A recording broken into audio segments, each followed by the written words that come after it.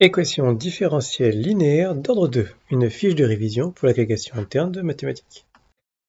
Alors, précédemment, on a fixé le vocabulaire, on a vu le Wronskien, on a étudié un peu les équations différentielles d'ordre 2 homogènes, et maintenant, on s'intéresse au cas où c'est pas homogène.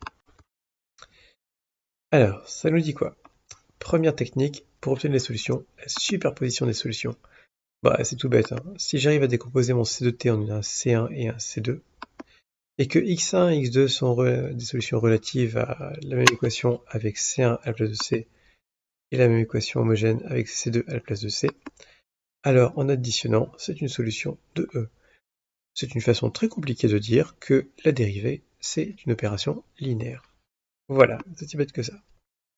Sinon, on a la variation des constantes. Alors, l'idée, si x1 et x2 est un système fondamental de H, que j'ai réussi à obtenir, je ne sais pas comment.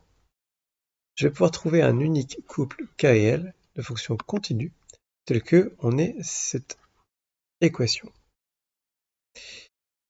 Voilà, la deuxième ligne, c'est notre équation différentielle d'ordre 2, et la première ligne, c'est une condition que l'on pose pour réussir à résoudre ce système. Si K et L sont des primitives de petit k et petit l, alors x0, ce sera une solution de E.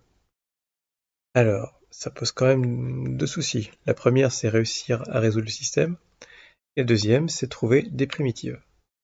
Mais, n'empêche, ça donne une méthode qui fonctionne, sous réserve d'avoir trouvé x1 et x2.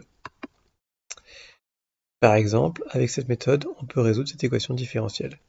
L'homogène est facile à résoudre, et puis pour trouver le x0, variation des constantes.